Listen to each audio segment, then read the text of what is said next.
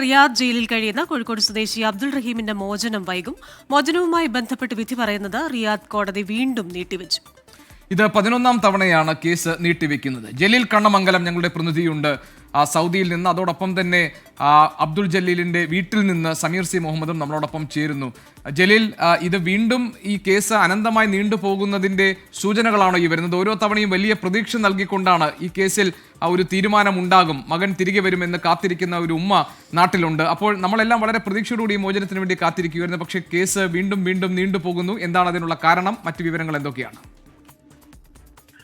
ഗോപികൃഷ്ണൻ, ക്രിസ്റ്റിന, അബ്ദുറഹീമിന്റെ വിഷയത്തിൽ ഇന്നും നിരാശയാണ്. കേസ് വീണ്ടും നീട്ടിവെച്ചിരിക്കുകയാണ്. ഇത് 11ാമത്തെ തവണയാണ് റിയാദിലെ ക്രിമിനൽ കോടതി കേസ് നീട്ടിവെക്കുന്നത്. റിയാദിലുള്ള നിയമസഹായ സമിതിയാണ് ഇക്കാര്യം അറിയിച്ചത്. 18 വർഷത്തോളമായി ജയിലിൽ കഴിയുന്ന അബ്ദുറഹീമിന്റെ മോചനത്തിന് ഇനിയും കാത്തിരിക്കണമെന്നാണ് മനസ്സിലാകുന്നത്. ഇന്ന് രാവിലെ സൗദി സമയം 8:30 ഇന്ത്യൻ സമയം 11 മണിക്ക് ഓൺലൈനായിരുന്നു ഈ കോടതി കേസ് പരിഗണിച്ചത്. അബ്ദുറഹീമും അതോടൊപ്പം തന്നെ അഭിഭാഷകനുമെല്ലാം ഹാജരായിരുന്നു. മോചനത്തിന് ഇനി ഒരു തടസ്സവും ഇല്ല എന്നാണ് നിയമസഹായ സമിതി അറിയിച്ചിരുന്നത്. കഴിഞ്ഞ തവണ കോടതി ആവശ്യപ്പെട്ട രേഖകളെല്ലാം കോടതിയിൽ കൊടുത്തിട്ടുണ്ട് എന്നാണ് നിയമസഹായ സമിതി പറഞ്ഞിരുന്നത്. എന്നാൽ കേസ് വീണ്ടും നീട്ടിവെച്ചിരിക്കുകയാണ്. ഇതിനുള്ള കൃത്യമായ കാരണം വ്യക്തമല്ല. നേരത്തെ ഗവർണറേറ്റ് ആഭ്യന്തര മന്ത്രാലയത്തിൽ നിന്ന് കേസ് ഫയലിന്റെ ഹാർഡ് കോപ്പി ആവശ്യപ്പെട്ടിരുന്നു റിയാദ് ഗവർണറേറ്റ്. അതോടൊപ്പം തന്നെ അബ്ദുറഹീമിന് വേണ്ടി ജാമ്യാപേക്ഷയും നൽകിയിരുന്നു. ഈ ജാമ്യാപേക്ഷയും ഇന്ന് റിയാദിലെ ക്രിമിനൽ കോടതി പരിഗണിച്ചില്ല. കേന്ദ്ര സർക്കാർ ഇടപെടണമെന്നാവശ്യപ്പെട്ട് നാട്ടിലെ നിയമസഹായ സമിതി ബന്ധപ്പെട്ടവരെ സമീപിക്കുകയും ചെയ്തിരുന്നു. ഇന്നെങ്കിലും മോചന ഉത്തരവ് പ്രതീക്ഷിച്ചിരുന്നു, ആഗ്രഹിച്ചിരുന്നു, അതിനെ പ്രാർത്ഥിച്ചിരുന്നു. എന്താണ് വീണ്ടും ഇത് നീട്ടിവെക്കാനുള്ള കാരണം എന്നതിനെ കുറിച്ചുള്ള കൃത്യമായ വിവരം വരാനിരിക്കുന്നേ.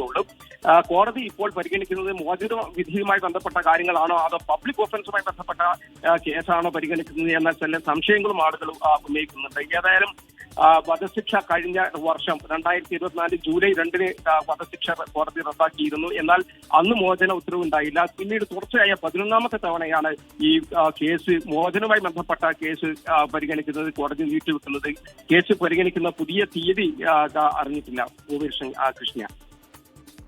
അപ്പോ ജലീൽ കണ്ണമംഗലമാണ് സൗദിയിൽ നിന്നുള്ള വിവരങ്ങൾ പറഞ്ഞത്. ഇനി സമീർ സി മുഹമ്മദ് ഉണ്ട് അബ്ദുൾ റഹീമിന്റെ വീട്ടിൽ നിന്ന്. സമീർ, വലിയ കാത്തിരിപ്പാണ്. ഇപ്പൊ 11ാം തവണയാണ് കേസ് മാറ്റിവെച്ചിരിക്കുന്നത്. കുടുംബാംഗങ്ങളുടെ പ്രതികരണം എന്താണ്?